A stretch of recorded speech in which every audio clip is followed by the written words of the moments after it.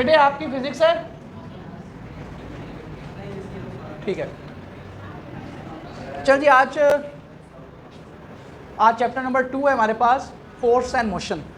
और force and motion में हम लोग वेक्टर्स को भी डिस्कस करेंगे, वेक्टर की टाइप्स को, वेक्टर की प्रोडक्ट्स को, और उसके बाद इक्विलिब्रियम को डिस्कस करने के बाद हम लोग फोर्स एंड मोशन को भी इसी चैप्टर में डिस्कस करेंगे, जिसमें वेलोसिटी, एक्सेलरेशन और इसके साथ वेलोसिटी टाइम ग्राफ, फिर वेलोसिटी के हमारे पास केसेस हैं, प्रोजेक्टाइल मोशन है। तो ये सारी जो है हमारे पास इसी चैप्टर में, बड़ा ये इससे पहले 2 चैप्टर से उनको मिक्स करके ये एक चैप्टर प्रिपेयर किया।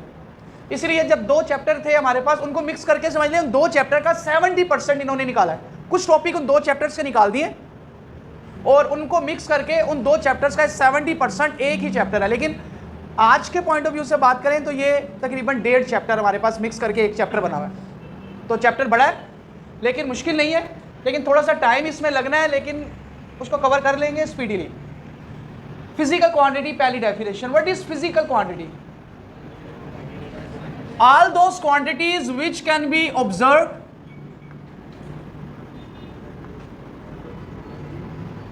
as well as measured, वो तमाम क्वांटिटीज जिन्हें हम ऑब्जर्व कर सकते हैं और ऑब्जर्व करने के साथ साथ उन्हें मैयर भी कर सकते हैं, वो तमाम क्वांटिटीज क्या कहलाती हैं? Physical quantity. लास्ट चैप्टर में मैंने फिजिकल क्वांटिटी की एक डेफिनेशन आपको बताई थी, in term of which law of physics can be, जिनकी वजह से हम लोग फिजिक्स के लॉ को एक्सप्रेस करते हैं, फिजिकल क्वांटिटी कहलाती हैं। अब इसकी एग्जांपल देखते हैं।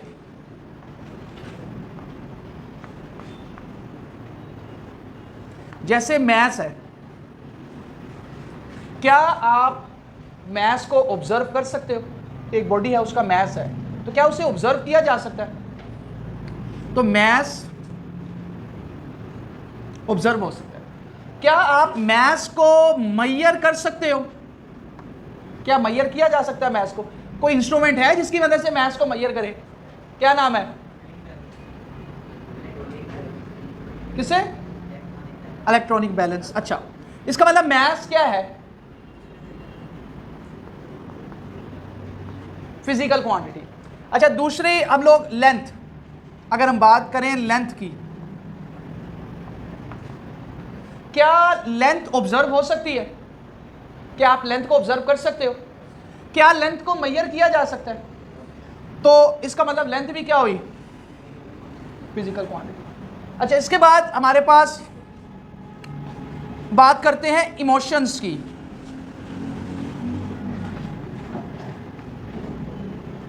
इमोशंस, अब हमारे पास इमोशन के अंदर आ गया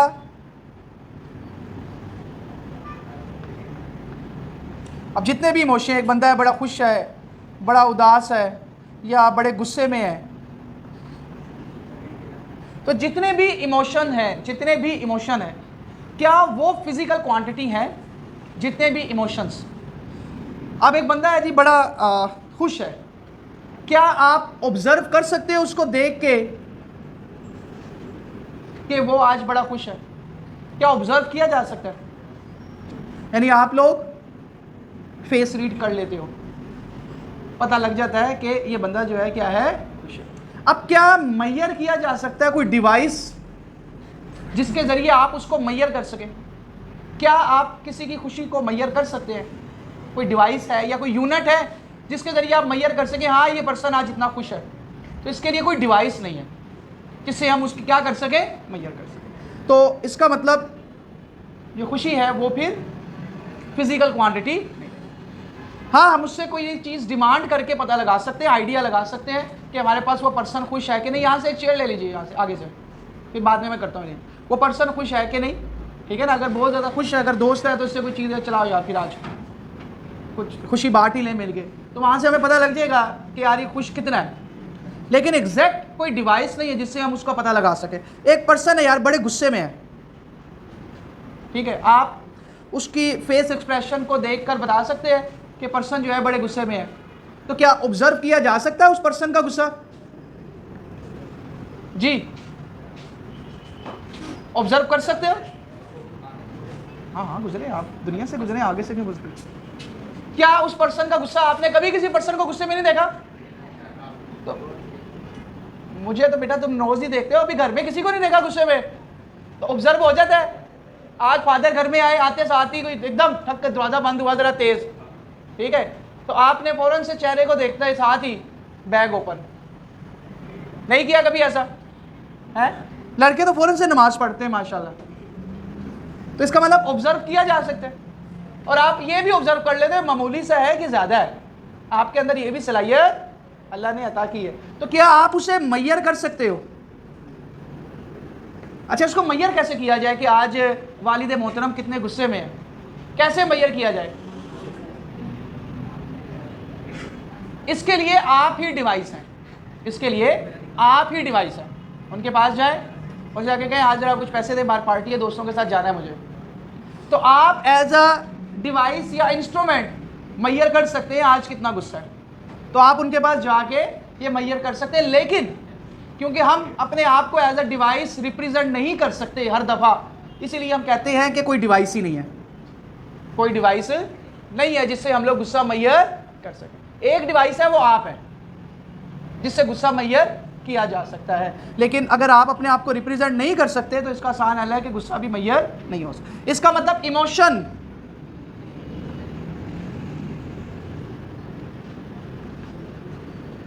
not a physical quantity. Emotions जो है वो फिजिकल क्वांटिटी।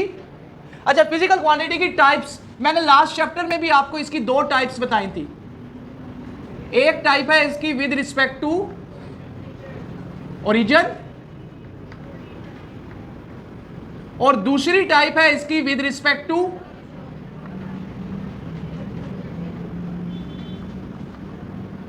नेचर। अच्छा, ओरिजिन के लिहाज से फिजिकल क्वांटिटी दो तरह की हैं। कौन कौन सी?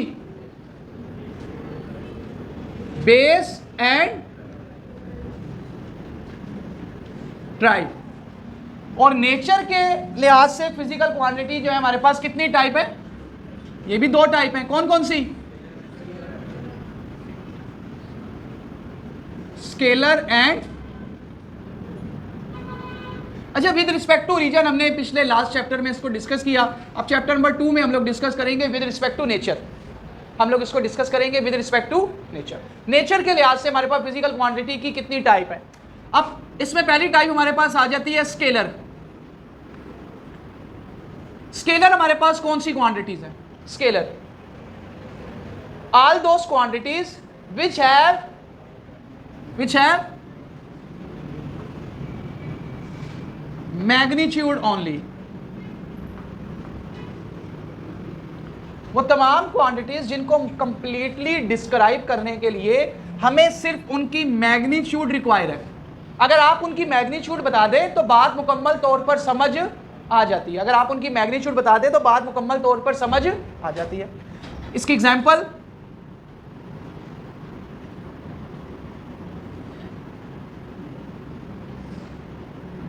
mass, length, time. अच्छा, अब आपको मैं कहूँ जी मेरे पास 5 kg शुगर है, तो अब आपको बात मुकम्मल तौर पे समझ आ गई कि सर के पास 5 kg शुगर है। अब इसमें आपके माइंड में कोई सवाल नहीं आएगा कि किस डायरेक्शन में है शुगर, ठीक है? आपके माइंड में डायरेक्शन का कोई क्वेश्चन नहीं आएगा। जब मैं आपको बताऊंगा कि मेरे पास ये क्वांटिटी 5 kg है, तो बात आपके माइंड के अंदर कंप्लीटली तौर पे समझ आ जाएगी और आपके माइंड में कोई क्वेश्चन नहीं राइज होगा कि हाँ किस डायरेक्शन में है। तो डायरेक्शन रिक्वायर नहीं होती। तो ऐसी क्वांटिटी जिनमें डायरेक्शन रिक्वायर नहीं होती तो वो क्वांटिटीज क्या कहलाती हैं? स्केलर, जिनमें मैग्नीट्यूड से बात मुकम्मल तौर पर समझ आ जाती है। अच्छा, दूसरी क्वांटिटीज है हमारे पास वेक्टर। वेक्टर कौन सी क्वांटिटीज हैं जिनके लिए हमें क्या रिक्वायर है? मैग्नीट्यूड और डायरेक्शन। और इसके साथ वो तमाम क्वांटिटी विच ओबेइंग क्या चीज?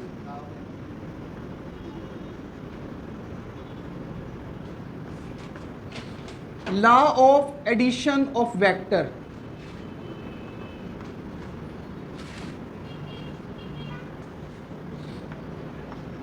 विच obeying law of addition of vector. इसका मतलब तीन प्रॉपर्टीज हैं हमारे पास वेक्टर को रिप्रेजेंट करने के लिए। अगर ये तीनों प्रॉपर्टीज पूरी होंगी तब कोई वेक्टर जो है या कोई क्वांटिटी वेक्टर कहलाएगी।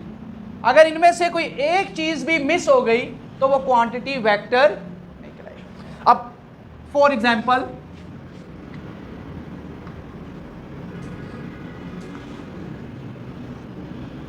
फोर्स, वेलोसिटी, एक्सेलरेशन, डिस्प्लेसमेंट, ये सारी क्वांटिटीज हमारे पास वेक्टर है, जिनमें मैग्नीट्यूड के साथ साथ क्या चीज रिक्वायर है? डायरेक्शन। मैग्नीट्यूड भी रिक्वायर है और मैग्नीट्यूड के साथ डायरेक्शन भी रिक्वायर है। अच्छा, अब अगर मैं बात करूं यहां पर करंट की,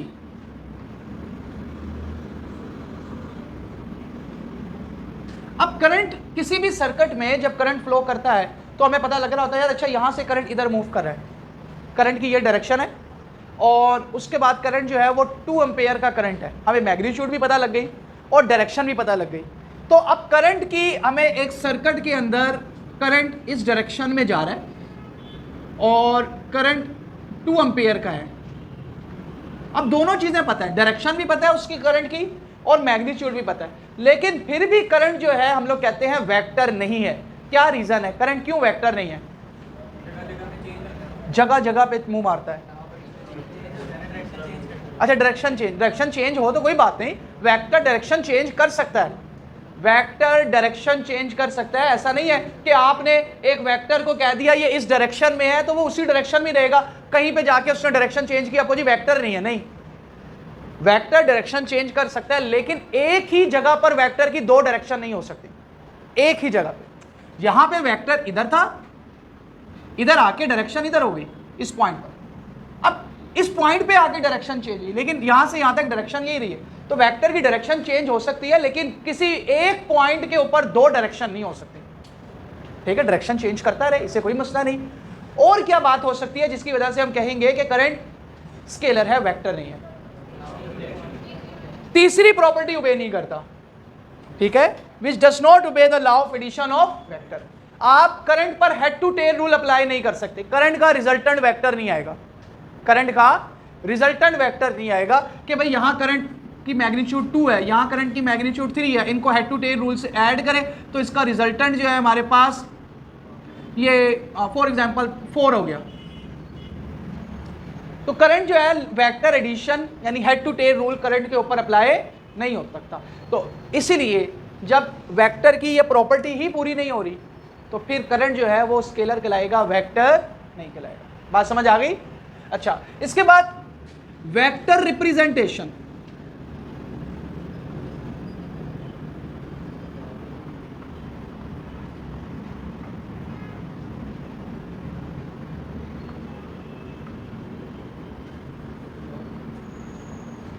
वेक्टर को रिप्रेजेंट करने के कितने मेथड हैं? अभी बोल रहे हैं, अभी तो 9th क्लास वाला चल रहा है, इतना तो पढ़ा ही है। वेक्टर को रिप्रेजेंट करने के कितने तरीके हैं? 2, एक है जी और दूसरा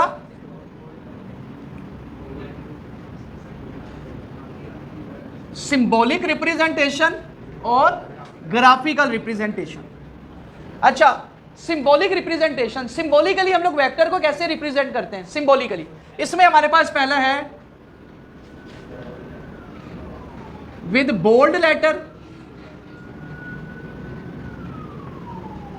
मतलब आप किसी लेटर को लिख रहे हैं, उससे आप पेन से सारी स्टेटमेंट लिख रहे हैं और दरमियान में एक लेटर आपने मार्कर से लिख दिया, बोल्ड कर दिया, तो बोल्ड को कहते हैं वाजिया। आप तो वो किसको रिप्रेजेंट करता है? बोल्ड लेटर वेक्टर को। आप एक स्टेटमेंट आप सारी जो है पेन से लिख रहे हैं और दरमियान में आपने एक लेटर मार्कर से लिख दिया, वो एक लेटर जो मार्कर से लिखा हुआ है वो किसको रिप्रेजेंट कर रहा होगा? वेक्टर को। दूसरा है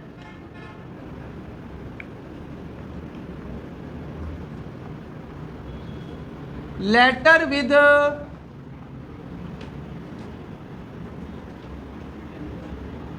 एरोहेड, लेटर विद एरोहेड। आप एक लेटर लिखें, ये इजी मेथड है, हम लोग ज्यादातर यही यूज करते हैं। लेटर लगाया और उसके ऊपर एक एरो हेड लगा दो। अब इसमें बोल्ड करने की जरूरत नहीं है और ये इजी मेथड है, हम लोग यही यूज करते हैं, लेटर विद एरो हेड। और अगर आप एरो हेड नहीं लगाते, अगर आप एक वेक्टर को रिप्रेजेंट करना चाह रहे हैं ए, लेकिन आपने एरो हेड नहीं लगाया, तो ये किसको रिप्रेजेंट करेगा? उस वेक्टर की मैग्नीट्यूड को। किसको रिप्रेजेंट करेगा? सिर्फ मैग्नीट्यूड को, यानी वो स्केलर क्वांटिटी भी बन सकती है। तो इसीलिए अगर आपने एरो हेड या बोल्ड नहीं किया तो आपकी मिस्टेक काउंट होगी, आपकी मिस्टेक काउंट होगी और इसके मार्क्स कट सकते हैं। इसलिए जब भी किसी लेटर को लिखना है तो उसके ऊपर एरो हेड या उसे बोल्ड लाजमी करना है। समटाइम एरो हेड जो है नीचे भी लगा होता है। अच्छा, इसकी ये थी हमारे पास सिंबॉलिक रिप्रेजेंटेशन। ये हमारे पास क्या थी जी? Symbolic representation. अब हम लोग चलते हैं ग्राफिकल रिप्रेजेंटेशन में।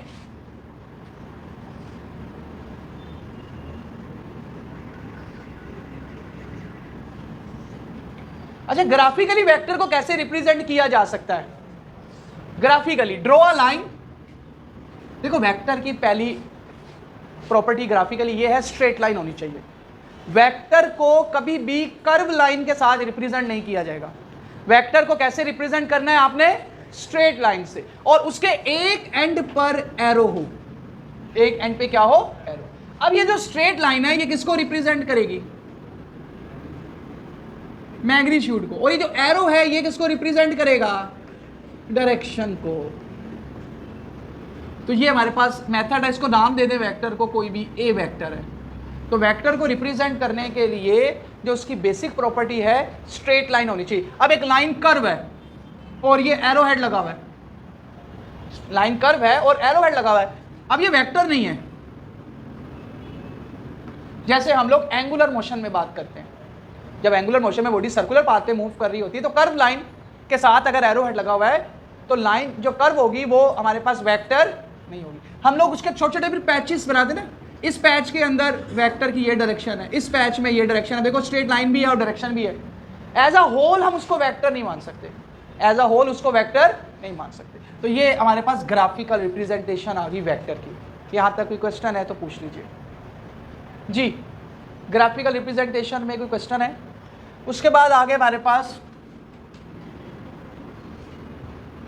टाइम क्या हुआ है?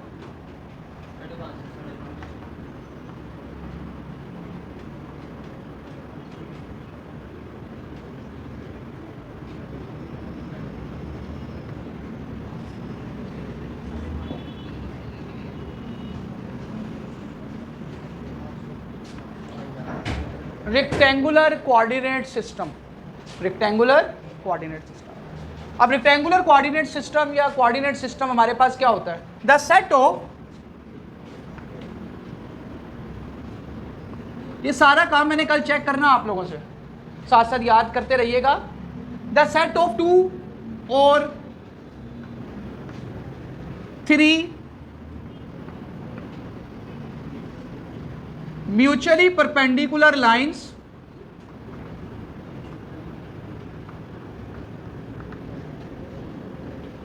intersecting at a point is make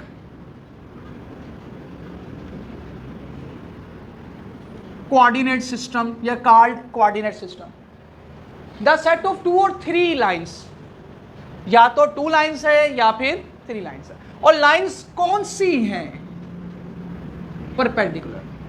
अब इसको हम लोग इसकी फर्दर डिटेल जो है हम लोग कल डिस्कस करेंगे।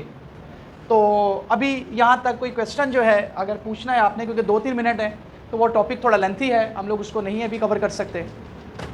तो यहाँ तक कोई क्वेश्चन है आपका तो आप पूछ लीजिए जी। अली, इसको ना बस नोट करते जाएं और नोट करके ना साथ साथ याद करके रफ वर्क पे मैंने चेक करते रहना आपसे।